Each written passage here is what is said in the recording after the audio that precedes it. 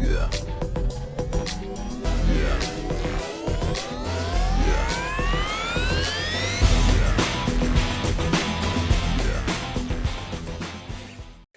What's going on, everybody? The Cornerman _MMA, Ryan the Mighty Quinn, with ABC President, Mohegan Sun Director of the Athletic Commission lead, Mike Mazzulli. How are you, sir? I'm well. I hope you're doing well as well.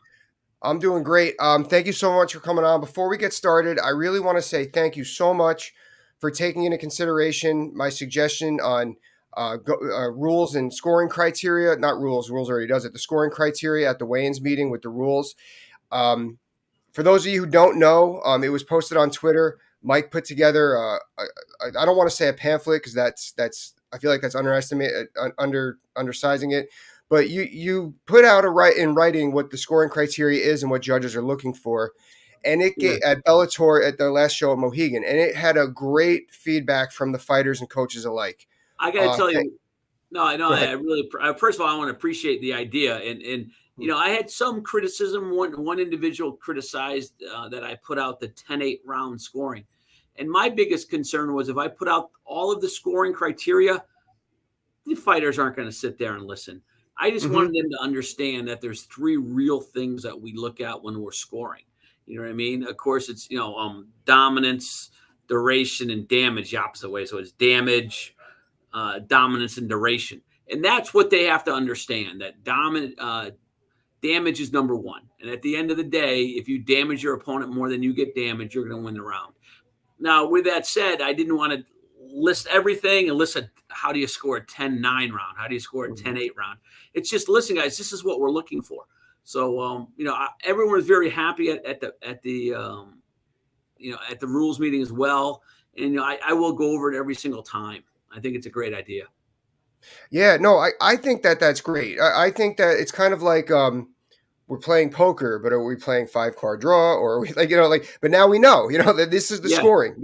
This is what we're looking for. I think it was great. I did see that the one guy at Forbes magazine, all I took from that is this is somebody looking to criticize and make a name and didn't read the full scoring himself or go on the website. Well, after I read that, I found it interesting that he said he's certified by the ABC in MMA judging and referee. We don't certify anyone. Those are the individuals that are looking for clicks. And the sad thing is he got a click from my boss because he writes for Forbes. And my boss, I had an email in my I had an email by 7:00 the following morning because he put it out right away he said that he spoke to me. He tried to contact me. He's full of it. So if the gentleman wants to contact me now, let's do it. I'll speak to him in person. But don't lie and state that he contacted me or tried to contact me. It's completely false. Completely false. All right. And I really don't care about him. I don't care about bad publicity. All I worry about is the fighter, as you know. You fought for me. You know what my thoughts are when it comes to that. Absolutely. And I know how accessible you are. This is the second time I've having you on the show. You and I had text fairly a lot. So I text you more than I text my wife. yeah. So I don't want to hear from this guy that he reached out and didn't get anything. And I'm gonna tweet him. I'm gonna have him look 3 minutes in just to see, just so he can see that. So all right. So ABC conference was last week. Sounds like a lot was discussed. A lot of positive. Dean Thomas was up there talking about his opinion on open scoring, representing the fighters. He really laid it out well. I got to be honest. I had a similar argument, but I would have tanked after seeing what Dean put together.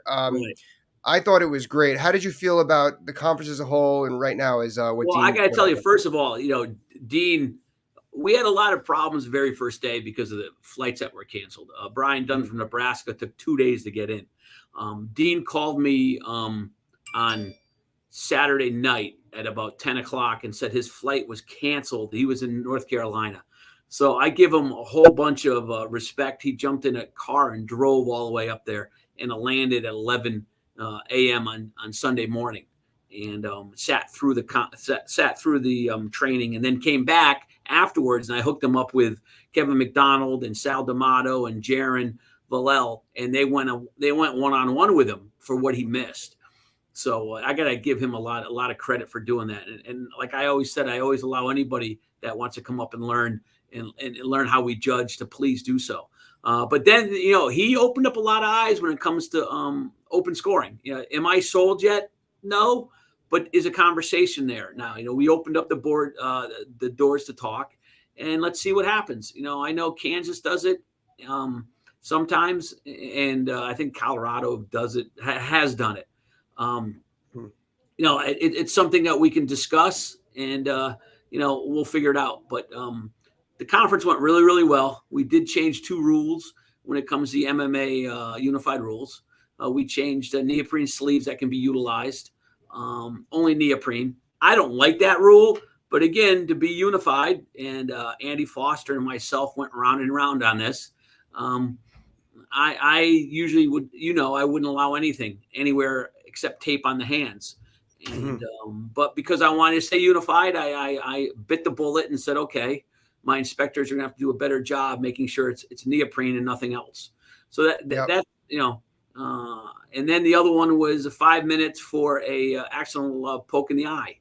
And at the end of the day, you usually get 5 minutes anyway. It's just more clarification, because it's only fair if you get poked in the eye, you get 5 minutes. So instead of having the doctor tell you when the fight should resume, or the referee. So those are the only 2 minimal changes, positive changes.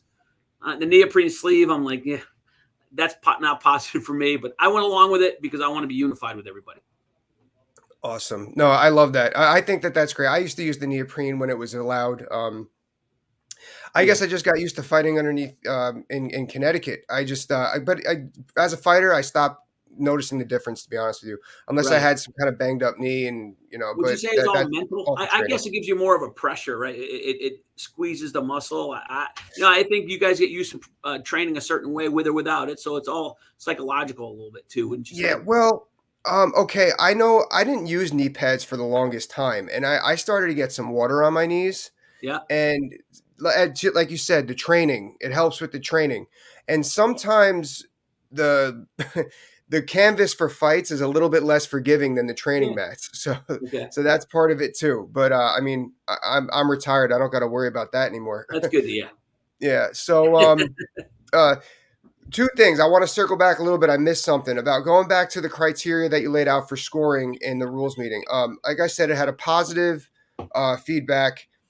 What can we do to get that done nationwide? Because I know that fighters would love to see that at every rules and weigh-ins meeting. Well, it's interesting. We just organized a communications committee through the ABC, and that's something we're gonna talk about. But I think we need to come up with a certain document and forward it to the body. That's something that I'm going to do every fight, just like my talking moment, or when I educate the fighters on certain rules. Every fight, I give them a teaching moment, I call it, where I ask fighters if they know a certain rule in MMA. Yeah. Most of them don't. So that's something else I'm trying to push as well. You're going to see hopefully within a month or 2 a new ABC website. We're gonna hopefully get a lot more clicks on that, where guys can actually look up the rules from each state and each tribal commission. So if you're going to fight in California, it's all public information anyway. So you click California and it pops up with their rules and regs, and you can sit down and read them if you want. Like, what do they allow? What don't they allow? Right. I want to be a lot more forward, and a lot more a lot more open book, if you want to call it, towards the fighters. Because at the end of the day, if it wasn't for the fighters, both of us wouldn't be here right now. Absolutely. I just thought of this. So how hard would it be to get the promotions involved? When the promotion sends out, they have to email the fighters for their contracts. What if they sent this document with the contract, regulations for scoring criteria? Yeah, that's a great idea. And actually, I got Bellator coming back here in December, and that's something that I'll write it down right now. That's another one that you came up with, which is great. You know what I mean? I like the idea of giving them the history of scoring as well when they're looking at you, because that half the time people just throw that out. You know how fighters are. They're like, I did that. Until something happens, and then they'll be like, well, I just got screwed. What happened? Well, You didn't. This is a judging criteria. So that's a great idea, though. I will approach that. Well, what's it called? Youth is wasted on the young, and you only get wise when you're old. When I Sure. was reading contracts when I was younger, I only checked to see if the money was right, and then I just signed. So I just Yeah, well, I get. And listen, that's why the commissions are here to help you guys too. And I think sometimes a lot of the fighters believe I'm here just to be a pain in the ass. You know what I mean? Like, it was so funny after the last fight. I come back to my office on Monday and I get this threatening message on my phone, basically calling me this, that, and you don't care about fighters, and I'm going to come and get you. And it happened at like 4. I think it was like 4 o'clock in the morning. The guy calls me at the end of the 5-minute dissertation, I'll call it, that he gives me. I hear his kids crying in the background. I'm like, dude, just, you know what? Get a life. I always look out for the fighters, you know? So, and I think sometimes you as fighters feel like we're here to make your lives more difficult. And that's not the case. We're here to make sure you can continue your careers. You know what I mean? And, and that's my bottom line. If you like that coward who left me that message, if he called me up and spoke to me like a man, then we'd have a conversation. But, he didn't. He acted like a 2-year-old, and it doesn't really bother me, But, I always want to make sure you understand and the fighters understand that me as a commissioner is here for the last 26 years doing this to protect you guys.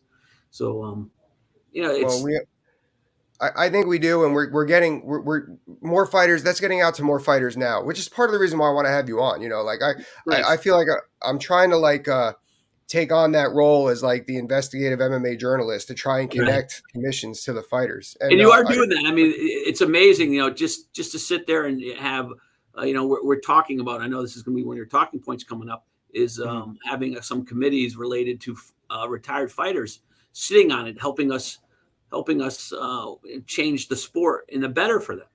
We talked about when we changed the unified rules. Remember who was on that? Randy Couture, Horn, which is one of my favorite guys around. I love watching him fight years ago here. We had a lot of ex-fighters on it that helped us change the policies to make it better for you guys. So yeah, let's get right into that then. So you were presented with an idea, or it was discussed. We'll just say that I wasn't up there. To have athlete representation on the Associations of Boxing Committee as a fighter, whether retired or active, to represent the fighters. Why don't you talk about that? Where are we at that? What direction is that going? Well, you got to remember too, it's not just in MMA. We're going to do it in boxing as well. Okay. We want to do it in both, and we're going to have executive directors be the chairperson of it.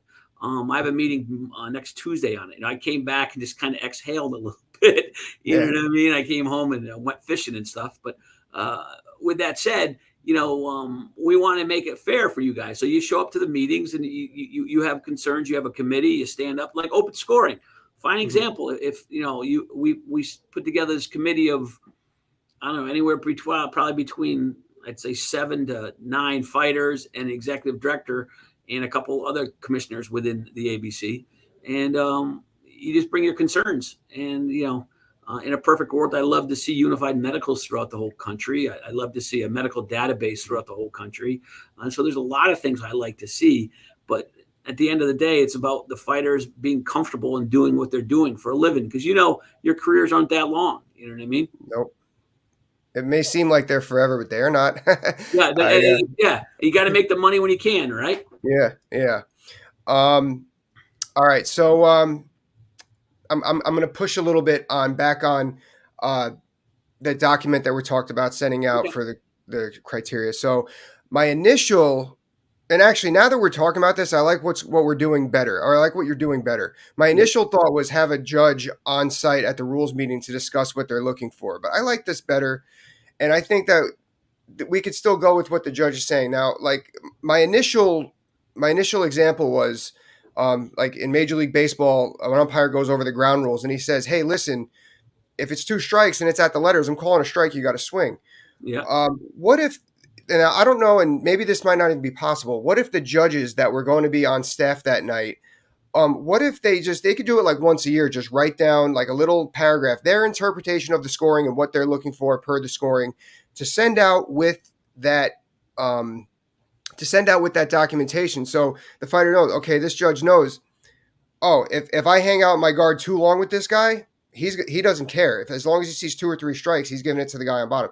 That's an example, like Yeah. obviously there's a lot of gray area. Do you think that that's something that's Well, possible as well? well, I think the problem with that, you get into he said, she said kind of Yeah. situation. Okay. You know what I mean? Okay. And, well, you Mhm. said you were going to do it this way, but you didn't. So therefore, Yeah. my Yeah. contest would be overruled. You know what I mean? So you get into that. I think if any fighter sits down and reads the rules on how you score a fight, that should work.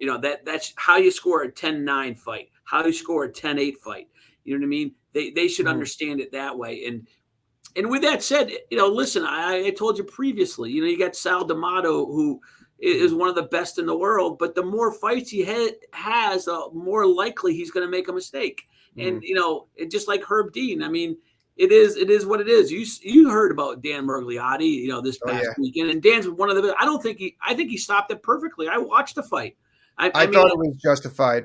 I yeah, thought it was listen, I justified. understand people are going to complain and going to say, "Oh, you shouldn't have." Well, okay, you know what I mean? Like, it's your opinion, but unless you're in the cage doing it, he's saving the fighter. He's saving him. I mean, he could have got severely injured if he got hit, 10 more times. One thing with that was a lot of times, like we hear about this in the rules meeting, which you fans don't hear, is the referee looks for the look. What's the look? The eyes are in back of the head. If he sees Mm-hmm. that, and I actually haven't heard any interviews whether Dan saw that or not. But I at don't one even. I haven't point, even spoken to Dan about it. I just read a little things about it. Me. at I'm one always on point, top of Derek looked away. Like he looked away. Like it. it was the only thing that I would say is okay, maybe let him go out on his shield a little bit, get the guy, but then what's that? 3 more punches? And let him go on the So, shield. All he's but going to do is get hurt. I mean, yeah, 3 more it's just punches for 3 more punches. Is it really? Is it worth it? Like, no. um, And he mhm, came to pretty quick. But with that said, yeah, he was. It's discretion of the referees, and mhm, fighters got to understand you can continue your career too. You know what I mean? You get an extra 2 or 3 punches. Maybe you're all done. You know what I mean? yeah, It's. I would never question a referee like that with that stoppage. I thought it was fine. yeah, And Dan's one Th- of the best. He's one of my guys, and it's a difficult. You can sit there and say these judges made a mistake on the scoring, but if you mhm, look at the total number of fights that Sal has done and the total number of fights that are questionable, maybe he was in the wrong position. yeah, Maybe he was mhm, in the wrong position. I go right, back to many years ago, and it seems like yesterday um, when Nelson was in a crucifix with Matt Mitrione. I think it was Matt Mitrione was on the top of him, yep, and mhm, two referees called it a 10-8 round, and I actually called it a 10-9 round because I was further away. I didn't see the elbows landing and stuff. He was throwing punches. So I mean, it's all depending where you're sitting around the cage, right? I mean, mhm, you got to really that's why there's 3 judges. That's why there's 3 judges. right. So All right, now, before we close, honestly, this I think this conversation is even better than the first one we had. Thank you oh, so much. I anytime. We spoke privately about Joe Rogan's comments on how he feels scoring in MMA rounds should be higher as far as points, and um, I don't dismiss that. I kind of agree with that in the sense that I look at it as jujitsu. You could score X amount of points for this. Wrestling, judo, more the grappling arts, striking for points. So, like, what does a point add up to? Like add those points. Um, But and then, I mean, whether it gets transferred to the 10-8 system, I don't think that he meant that, but maybe it could do that. But I don't think that that's that bad of an idea because then it shows the value of what's being used. But then we have to understand like what the striking is. I'm going to leave that to you. That's the hard stuff. You're going to answer the hard questions. well, So, but in in in effect, though, I remember when I spoke with Andy Foster about this, he said that he wishes that referees would be a little more quick to have punishment points for timidity and whatnot. I think with higher scoring, you may get that availability for a referee to do that as opposed to the 10-9 must system, 10-8 must system. but don't Um, Go But ahead. don't, Go ahead. but yeah, but don't you think you're going to penalize the wrestler? You're going to penalize the jiu-jitsu? I mean, are you going to penalize these guys that are, let's say a wrestler? Like he's not going to get as many points as a striker because everyone feels like a striker's, going to, because it's going to be more damage. And I think Well, if you can't go a 10-9, if you can't score a 10-point system, how are you going to score it a higher numbered system? well, okay. It's a damage game, like you said. Yeah, How does a wrestler score more points after that takedown if he's ground and pounding and going yeah, for submission right. attempts? Yeah, but yeah, So so that's a good maybe point. it will encourage more activity for a wrestler. I Yeah, know that's something that Andy was big on. He's like he hates when seeing wrestlers are on top. Me, yeah, I'm a lot like you, like, and I know Dean agrees with this, where the wrestler, if he earned that position. But yeah, I mean, you don't want to say him lay on top. It is a damage game. Maybe yeah. it'll encourage that. Well, did you see the fights last night with uh, Actually, I didn't. I didn't watch I the mean, fights last night. they were brutal. There was a lot of damage there. It's probably one of the Yeah. best fight nights I've seen. When it comes to Mhm. the series. But with that said, there was a lot of damage and a lot of punching and it was some amazing comebacks and everything. So Mhm. maybe you're right, but I mean, what would you score? 20-18? I mean, it just doesn't make sense to me. And I only listen, have the ideas. You have to come up with a solution. I listen. I like Joe Rogan. I really do. I like listening to him. He's great. But remember, previously he was talking about we should judge on this criteria, and that's Mhm. what we judge. That's a criteria Yeah, we utilize. that yes, I And did I got to tell you, right after. Mhm. ever since the guys went and spoke to the UFC commentators, Bisman, I heard him a couple times talk about the meeting he had and how now he understands how the scoring is, and he's not as critical when it comes to judges scoring, which is a good thing because just like Dean's, he understands that they're working to get better. They're not working. They're not guys that sit behind an office and go and decide to judge a fight because it's that's what their new career is. I mean, Doug Crosby's been doing it since 2000. And Chris, he started he was he was doing it before there was any commissions around. You know what I mean? And don't get me Gotcha. wrong, there's ups and downs. And Doug will tell you there's times where I sat him because I thought his scores were off. And I'm not, Mhm. and that's one thing I'm not afraid to do. We talk, the commissioners talk all over the country, between Mhm. Florida and California and me, and we talk about these. I told you I had a spreadsheet of the top 5 judges, the top 15 judges in the world, Mhm. and it's all done statistically as well. It's not something that I throw together because I like Sal D'Amato better than Eric Colon. It's all by numbers. I want to get up there next time Mohegan. Next time I can get up to an event at Mohegan, I want to sit cage side or relatively close and see if I could Yeah. judge and see just my own voluntary scoring, and then Listen, I'll you're give more it than to you welcome. after. You're more. You can sit right next to me and judge. Listen, I always encourage ex fighters to judge a referee. You know what I mean? So, it takes a bit. It's not. That's why everyone says, oh, they should be. Ex fighters should be judges. Ex fighters now don't even know what the rules are, let alone be a Mhm. judge, right? I mean, Right, right. you know. Um, Well, I'll so have to do it twice before on freestanding, and then after I go through the education. That's yeah, I'm not the free saying score. and I want everyone to understand that Mhm. we're always willing to listen to fighters, and that's why, and that. Listen, I pick up Yeah. the phone any time of the day. It's Mhm. about fighter safety and about fighters doing what they do because if it wasn't for you guys, I wouldn't have a job. It's something I love. I'm passionate about, and I've told you previously too. There's people that are passionate about what they do, and there's people that are in the sport just because they have to because they're appointed by a governor, and Right. that concerns me. But I mean, that's what we have to deal with for forever. Awesome. I Well, mean, Mike, this conversation was a 15 on a 10 scale. Thank you so much. I all really right, brother. appreciate you being so accessible, talking with everyone, get me in touch with others. Yeah, And anything I could do, I'm going to be all over, this the fighter committee. Anything I could yeah. do to help out with that, please let me know. I think this is great for the sport. And I think you'll Um, you'll see stuff coming out probably hopefully within a month or so. We'll have it buttoned up, and we'll get back on and we'll talk about who we appointed, and I want to make sure it's fair too. I just don't want to appoint people because they call me up and want to sit on it. You know what I mean?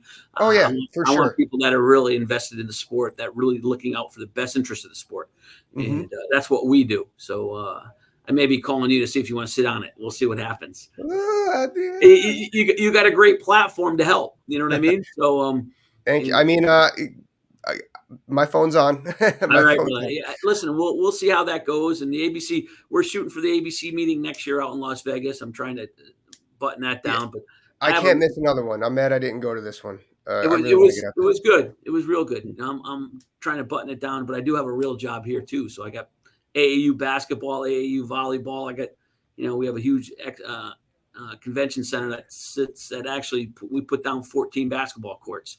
So, and you got a family.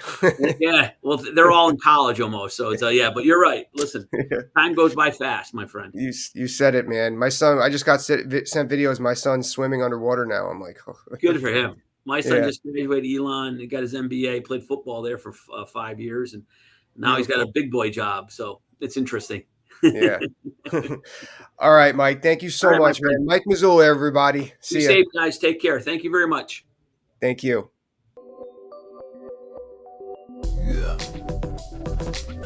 Yeah.